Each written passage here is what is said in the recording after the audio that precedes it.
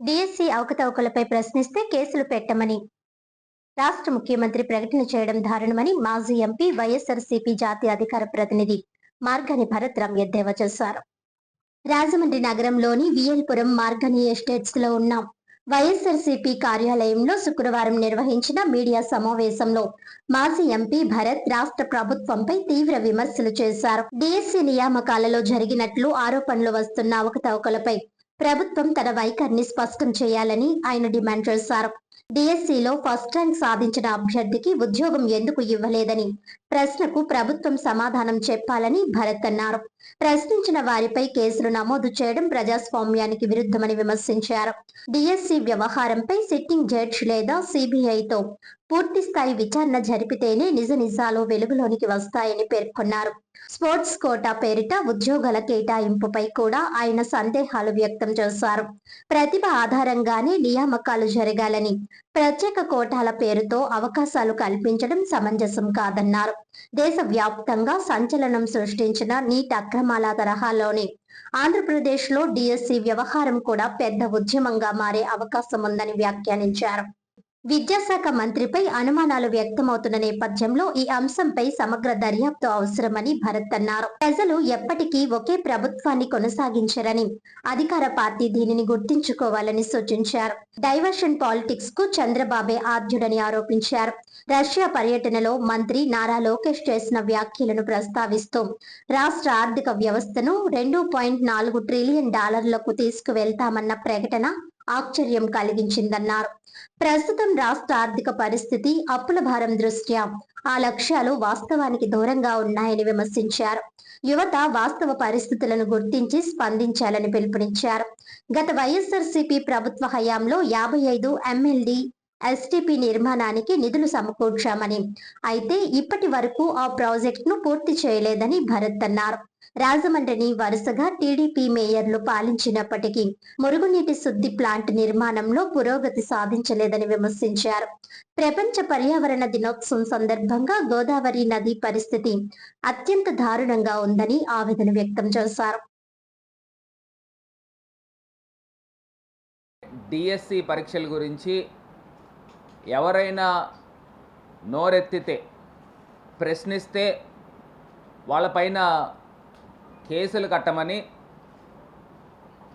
రాష్ట్ర ముఖ్యమంత్రి వర్యులు ఆయన ప్రకటన చేశారు. నేను అడుగుతా ఉన్నా, ఇదేమన్నా ప్రజాస్వామ్యం అనుకుంటున్నారా, లేకపోతే ఏదన్నా నియంత పాలన అనుకుంటున్నారా?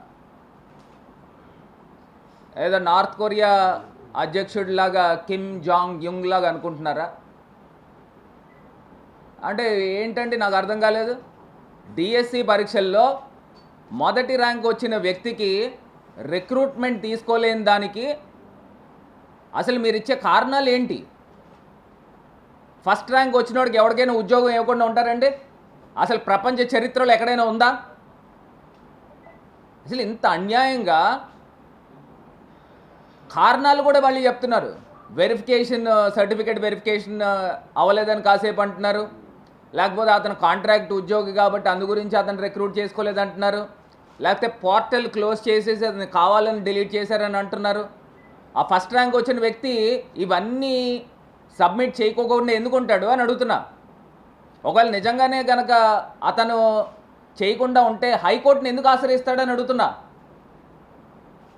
ఇవాళ డిఎస్సి పరీక్షలు మొత్తం అంతా కూడా మేము పూర్తి స్థాయిగా సిట్టింగ్ జడ్జితో సిబిఐ ఎంక్వైరీ కానీ ఈ రెండాటిల్లో చేస్తే నిజ నిజాలు ఏంటనేది బయటకు వస్తాయి. అసలు నాకు ఒకటి అర్థం కాలేదండి, అసలు దీనికి డిఎస్సి పరీక్షలకి స్పోర్ట్స్ కోటాతో ఏ రకమైన సంబంధాలు ఏ రకంగా ఉంటాయి?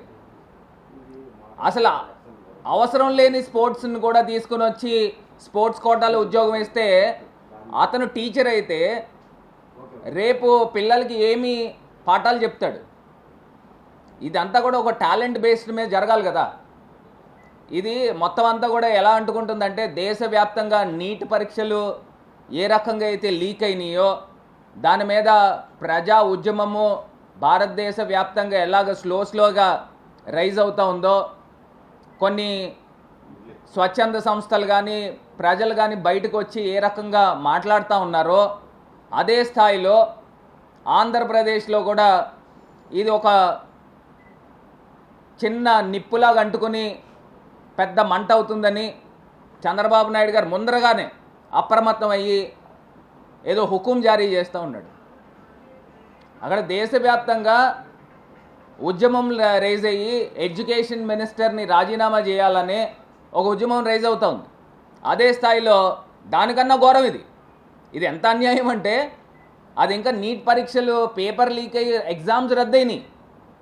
ఇక్కడ ఏకంగా ఎగ్జామ్స్ మొత్తం అంతా కూడా రాయిపిచ్చేసి ఫస్ట్ ర్యాంక్ వచ్చిన వ్యక్తికి రిక్రూట్మెంట్ లేదు, ఉద్యోగంలో తీసుకోలేదు.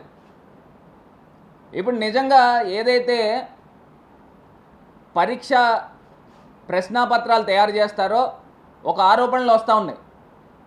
ఏదైతే ఈ కాంట్రాక్ట్ ఉద్యోగి ఏదైతే ప్రశ్నాపత్రాలు తయారు చేసే అధికారి కిందన పనిచేస్తూ ఉన్నాడు, ఆపరేటర్ కిందనో లేదా ఇంకోటో, మరి నిజంగానే కనుక ఆ ప్రశ్నాపత్రాలు లీక్ అయ్యి అతని దాకా వెళ్ళి ఉండొచ్చు కదా. ఇవన్నీ యాంబిక్విటీ ఎందుకు ఉండాలి? ఇవాళ భారతదేశంలో ఆంధ్రప్రదేశ్ రాష్ట్రంలో ఎంతో ప్రతిష్టాత్మకంగా రాష్ట్ర ప్రభుత్వము డిఎస్సి పరీక్షలు నిర్వహించినప్పుడు దీనిపైన ఇన్ని ఆరోపణలు వస్తూ ఉన్నప్పుడు, ఇన్ని ప్రశ్నలు అన్ని వేళ్ళు తీసుకెళ్ళి నారా లోకేష్ విద్యాశాఖ మంత్రి పైన చూపిస్తున్నప్పుడు దీనిపైన సమగ్ర విచారణ జరపాల్సిన అవసరము 100% ఉంది.